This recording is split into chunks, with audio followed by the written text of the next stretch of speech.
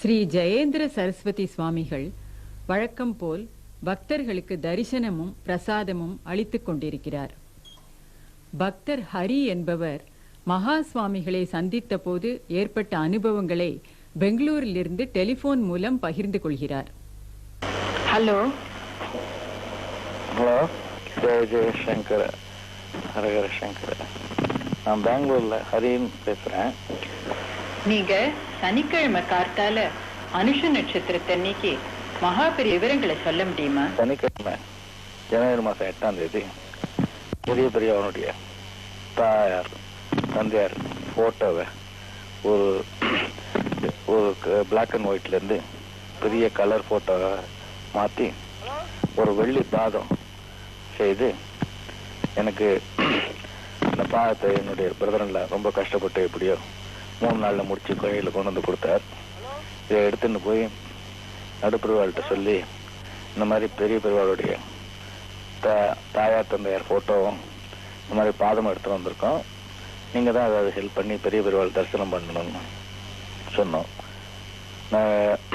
ஸ்ரீ ஜெயேந்திர சுவாமிகள் பெரிய பெருவாளுடைய உத்தரவு வாங்கி உடனே என்னை அழைத்து சென்று அவர் எடுத்து அவருடைய தாயார் தந்த படத்தை பெரியவாளுக்கு காண்பித்தோம். அப்பொழுது பெரிய பெரியவாள் அமர்ந்த நிலையில் சந்தோஷமாக பிரகாசமான ஒரு தேஜஸாக கண்டு அந்த தாயார் தந்தை படத்தை உற்று நோக்கிவிட்டு எங்களை நோக்கினார். அப்பொழுது பெருவாள் ஆசீர்வாதம் வேணும், எல்லாம் நன்றாக நடக்கணும் என்று கேட்டோம். அப்போது தலையை அசைத்து எல்லாம் நல்லா நடக்கும் என்கிற சமிக்கையோடு ஆசீர்வாதம் செய்தார். இதுல இந்த பாதங்களும் படங்களும் பண்ணிட்டு போனேன் இல்லையா, அதுக்கு ஏதான ஸ்பெஷல் காரணங்கள் இருக்கா? நான் பெருவாளை ஒரு நாளைக்கு காஞ்சிபுரத்தில் ஒரு 3 மாதத்துக்கு முன்னாடி எங்கள் மாமனார் ஒரு ஈச்சங்குடிங்கிற இடத்துல ஒரு சிவன் கோவில் திருப்பணிக்காக பெரியவாளை பார்க்க போயிருந்தேன். அப்போ ஆசீர்வாதம் கேட்டபோது பெரியவாள் அதுக்கு ஆசீர்வாதம் பண்ணினேன். அதுக்காக நான் மறுபடியும் ஈச்சங்குடி போய் அந்த வீடு யார்கிட்ட இருந்ததோ அவர்கிட்ட இந்த மாதிரி மடத்துக்காக வேணும், இதை வேத பாடசாலையாக மாற்ற போகிறோம் அப்படின்னு சொல்லி நான் அதை வாங்கி அதை ஸ்ரீ ஜெயேந்திர சுவாமிகள்கிட்ட இந்த மாதிரி பெரிய பெரியவா தாயாருடைய ஸ்ரீ மகாலட்சுமியினுடைய வீட்டை ஆரம்பித்து வேத பாடசாலையை ஆரம்பித்தேன். ஸ்பெஷல் காரணம்னா நான் அந்த வீட்டில் வந்து அவள் தாயார் வீட்டில் ஒரு சின்ன ஃபோட்டோ வேணும்னால அந்த சரியாக கிடைக்காததுனால ஒரு பெரிய ஃபோட்டோ இருந்தால் தான், அதுவும் இதுவரை யாரும் செய்யலைன்னு சொன்னேன். அதனால ஒரு பெரிய ஃபோட்டோ வச்சு ஒரு ஆர்டிஸ்ட்டை வச்சு அவர் கலர் போட்டு அதை பெருசாக செஞ்சு பெரியவாளுக்கு அதை காமிச்சு ஒரு ஆசீர்வாதம் வாங்கிட்டு அதை கொண்டு அவத்தில் வச்சுட்டு, ஏன்னா அவள் தாயார் பிறந்து விடுங்கிறதுனால அது ரொம்ப இம்பார்ட்டன்ட் வேணும்னு தோணுது. பக்தர் ஹரி சென்ற சில மணி நேரங்களில் மற்றும் சிலர் மகா சுவாமிகளை தரிசித்து சென்ற பின் ஸ்ரீ ஜெயேந்திர சரஸ்வதி சுவாமிகளும் ஸ்ரீ சங்கர விஜயேந்திர சரஸ்வதி சுவாமிகளும் தாம்பரம் செல்வதற்கு குருநாதரை வணங்கி விடை பெற்றனர். பகல் 2:58 மணி. ஓயாது பக்தர்களுக்கு ஆசி மொழிகள் பல கூறிய வாய் மௌனமாகியது. பாரதமெங்கும் யாத்திரைகள் பல செய்த கால்கள் ஓய்ந்து நின்றன. ஆதிசங்கரின் வழிவந்து அருந்தவ ஆட்சி செய்த அண்ணல் சங்கரமாகி நின்றார். இந்த மாதிரி காஞ்சிபுரத்துலேருந்து தகவல் சொன்னேன். சொன்ன உடனே கொஞ்ச நேரம் கழித்து ஆத்தூர் வந்தோம். ஆத்தூரில் இன்னும் தீர்மானமாக சிரமமான விஷயம் தெரிஞ்சுது. அப்புறம் புதுப்பிரிவாளுக்கு அவளுக்கு சொன்னோம். ரொம்ப ரொம்ப கஷ்டப்பட்டுண்டா அவள், ரொம்ப வருத்தத்தோடு இருந்தேன். அப்புறம் மடத்துக்கு வந்தோம். மடத்துக்கு வந்த அப்புறம் தான் இன்னும் சிரமம் பார்க்குறதுக்கு ரொம்ப இதுவாக இருந்தது.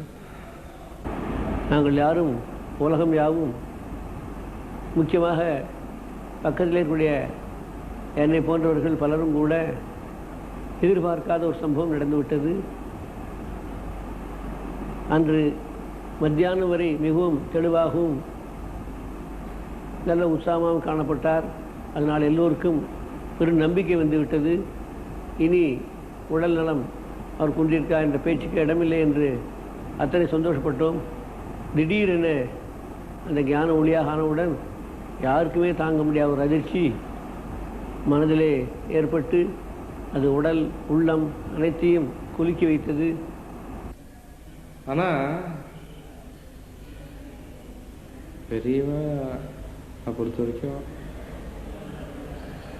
நல்ல ஞாபகத்தோட அந்த ஒரு மணி நேரத்துக்கு முன்னாடி சொல்லியிருக்கிற வார்த்தையை பார்க்கும்போது நம்ம புல்லரிக்கிறது, எல்லாரும் நல்லா இருக்கணும் அப்படின்னு சொன்ன ஒரு வார்த்தைங்கிறது நம்ம மேலே அவளுக்கு இருக்கிற ஒரு ஞாபகம், நம்ம மேலே இருக்கிற ஒரு கருணை,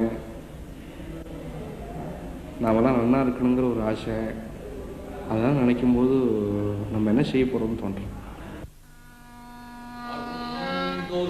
மலைக்கும் மண்ணை நழுந்தொரும் மழை அணைக்கும் மண்ணை